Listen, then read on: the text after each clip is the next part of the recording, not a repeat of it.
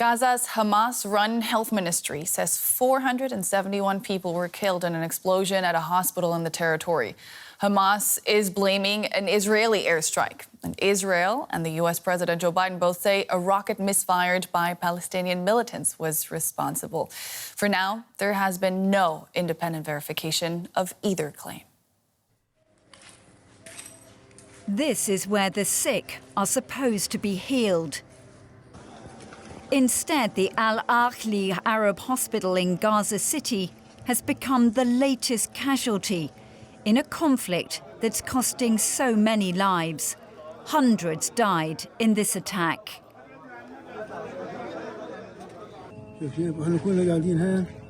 We were just sitting here, and suddenly there was an explosion. The glass shattered on us. Many people were killed. Many of those caught up in the blast were Palestinians who'd been seeking refuge. This place was a safe haven for women and children who fled Israeli shelling near the hospital. They saw this place as a refuge for them to feel safe and secure.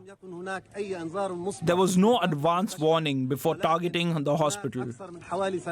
There were more than 3,000 people here for whom this place was a safe haven. The terrorist group Hamas, which rules Gaza, blamed Israel for the attack. Anti-Israel protests have been held across the Palestinian territories, including in the city of Ramallah in the West Bank. No craters. These are the... But the Israeli army says it has proof the attack was carried out by another Palestinian militant group, Islamic Jihad, and that Israel is being unfairly blamed. It was at the time that 6:59 p.m. when there were reports of an explosion at the Al-Hali al-Mahadani hospital in Gaza City. According to our intelligence, Hamas checked the reports, understood it was an Islamic Jihad rocket that had misfired, and decided to launch a global media campaign to hide what really happened. Gazans, meanwhile, are left to pick up the pieces from the night before, knowing this conflict is far from over. Now, the carnage that we've seen at that Gaza hospital has inflamed emotions in many parts of the world. Protests erupted across the Middle East, and world leaders are calling for accountability. There's world fury over the explosion at the Al-Ahli Arab Hospital in Gaza. Protests are taking place in Libya, Yemen, and Iran, among others. Our demands are addressed to Arab leaders, not to the West. We don't want half solutions or half speeches like we condemn, we denounce. We are asking them to break off relations with the Zionist enemy. The Palestinian people did not commit a crime. They don't want anything. It's their home. Islamist militant group Hamas claims the hospital was hit by an Israeli airstrike. Israel says it did not carry out an attack on the hospital. It says a rocket was misfired by another Palestinian group, Islamic Jihad. As the blame game goes on, leaders around the world are condemning the blast. I am horrified by the hundreds of people killed at Al-Ahli Hospital this same day in Gaza by a strike that I strongly condemned earlier today. I call for an immediate humanitarian ceasefire. There is no excuse for hitting a hospital full of civilians. All facts need to be established, and those responsible must be held accountable. In this tragic hour, we must all redouble our efforts to protect civilians from the fury of this war. Many people around the world want those civilians to be protected. The hospital blast is also spurring demonstrations far from the Middle East, including in the United States, in Colombia, and in the Philippines. Security analyst Justin Crum from the risk advisory company Civil joins me now from London. Justin, good to see you again. Now, conflicting claims over the blast at the hospital in Gaza City. What do you make of the situation? Well, as you say, I mean, there's this tragic situation. There is a certain amount of confusion, as ever, on the battlefield and on this sort of environment in terms of allocating blame. And in previous instances that happened in Gaza, it's sometimes taken years in far quieter circumstances than now for investigators finally to work out what's happened. And of course, there's no investigators on the ground now looking at this. The Israeli story, though, certainly does have a lot of evidence, a lot of merit to back it up. There was definitely a rocket that was misfired that was over the hospital at the time. And the blast and everything else, every expert I've spoken to feels it does support the sort of size of rocket that was talked about from Palestinian Islamic Jihad. But the real point, I think, is an incident this tragic, of course, and the way in which it's been viewed and seen, the scenes we've seen after it in parts of the Middle East, the evident anger in many parts of the world. I don't think that's going to change whatever the assessment subsequently is, because it'll be impossible to know fully. Yeah. U.S. President Joe Biden made a high-stakes visit to Israel to show support, but also to de-escalate. Do you think he succeeded in doing that? The real blow, I think, for Biden's visit was the fact that he couldn't visit the Palestinian leaders, the Arab leaders he was due to see in Jordan. So we didn't see the full benefit of the diplomatic effort that was undertaken. And it is amazing to see the President of the United States flying into an active war zone to lead on diplomacy. And I think that was a very bold move and very important. And the clear thrust has been we support Israel, but the very strong message that Israel cannot forget the suffering of the Palestinian people in this. And it's no good fighting a war against Hamas and forgetting about the Palestinians themselves and actually delivering to Hamas what they sought to achieve, which is the victimization of the people of Gaza and an increase in anger against Israel. So I think that message is very strong. The effort towards humanitarian support, very clear. We're waiting now to see, does it get followed through on the ground in Gaza?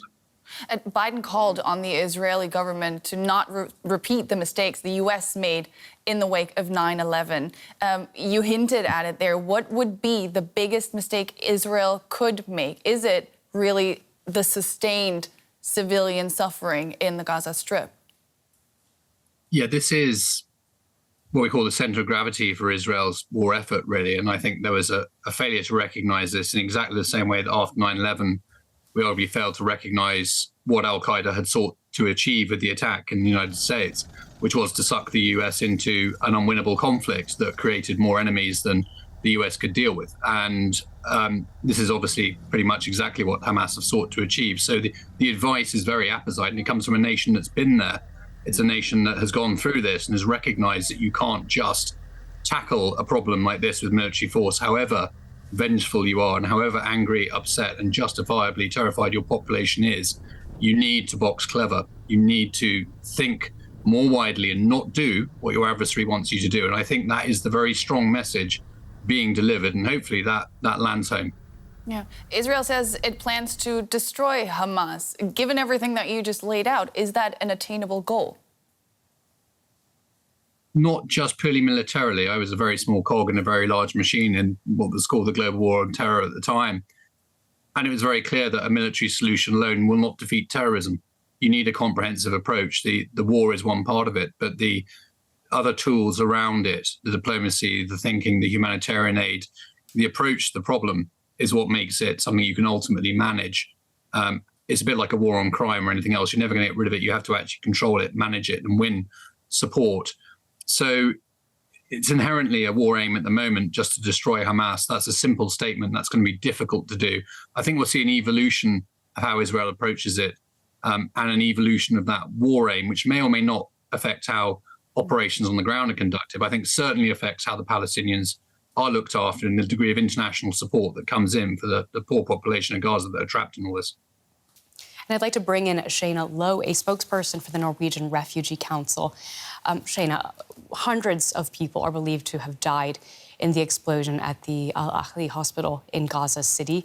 What else can you tell us about the casualties there?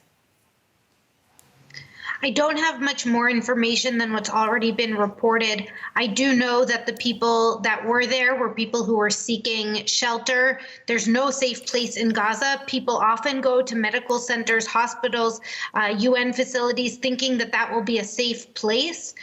So many of the people there that were killed were just ordinary civilians trying to find a safe place to stay with their families, to be protected from the onslaught, because we've seen that despite Israel telling people that they needed to leave from the north, ostensibly that the south would be safer, we're seeing that the central and south of Gaza as well are not safe. So that's why people are going to hospitals and UN facilities, thinking that that will provide them with some degree of protection. Now, Shayna, you and I have spoken before. Can you give me an update now on what you're hearing from your organization's staff in Gaza at this point? So I'm in contact with my staff as regularly as I can be. Over the last few days, connectivity has been an issue. There's limited regular mobile cell service. There's limited internet. So really, we're trying to check in as much as we can through SMS, through WhatsApp when it's available. But it's really, really challenging to get updates from the ground. What I am hearing from Khan Yunis, where one of my colleagues is that it's just chaos and panic. I can see on the screen that you're showing people struggling to get bread. I've heard about these long bread lines. People are fighting over just small amounts of food. There's limited water. It's not potable. We're also hearing about shortages in medicine. Doctors Without Borders reported that they have surgeons operating on people without painkillers or anesthetics because there just aren't supplies. The situation in Gaza is getting more and more dire. Our colleagues are losing hope. They feel like they can't go on much longer. That's what they're telling me, that it's just too difficult, and all they want is a ceasefire. All they want is, even if it's just 24 hours, for them to collect their things, bury the dead, find food, find resources, get aid in. The situation really is quite desperate. And for medical workers, there's even another challenge. We've been hearing urgent calls earlier this week that hospitals are running out of fuel to run emergency generators. Are we already starting to see that happen at this point? I can't speak to the specifics of what type of fuel hospitals have. I do know that they've been warning all week that supplies are quickly dwindling. It's not surprising to hear that, considering that no aid has been, or anything has been able to come into Gaza since October 7th. The Gaza Strip is a place that has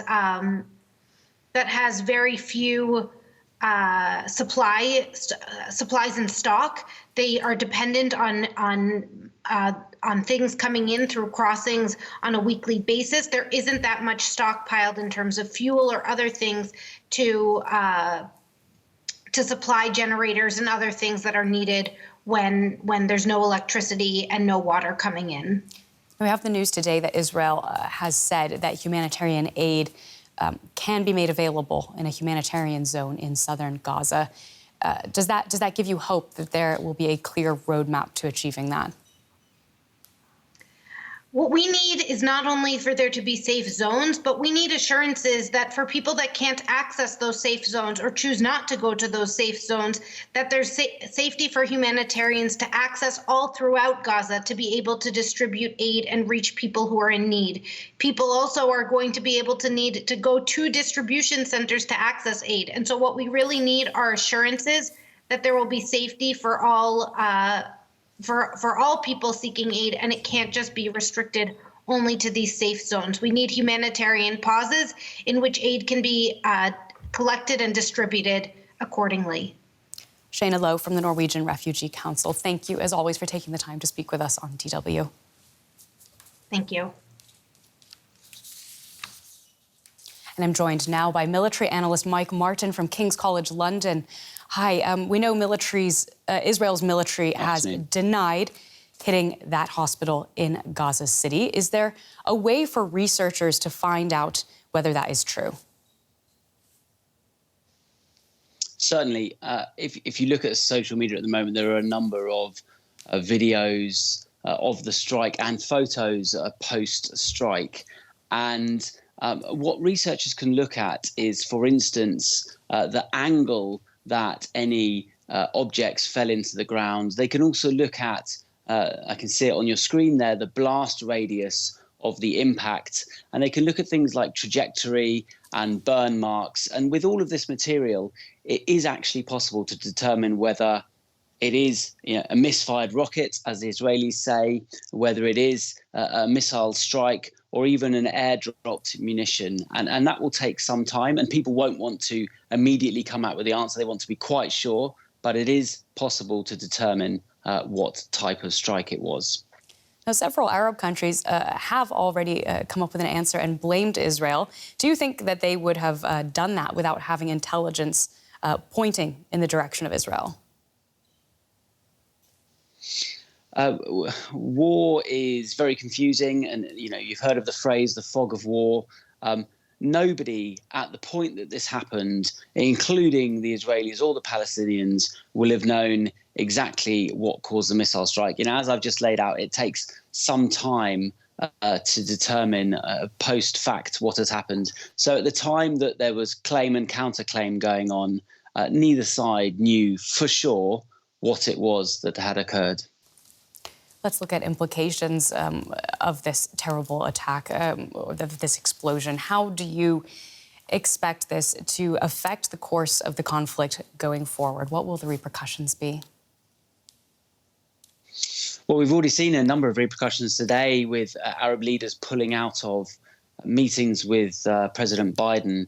But I think going forward, actually, this has hugely narrowed, no matter who it is that ends up being, that it gets pinned on. This has hugely narrowed the scope, I think, for Israel's future activities. I think a number, indeed all of the Arab countries are now calling for a stop to the conflict, and pressure will grow amongst Israel's allies like the United States and Europe as well for the conflict to come to an end. So I actually think that this ground invasion that the Israelis have been talking about since that terrible Saturday, I think that is now, there is a question over whether that will go ahead in the form that people think it will have done. Thank you so much for your analysis. That is Mike Martin from King's College London.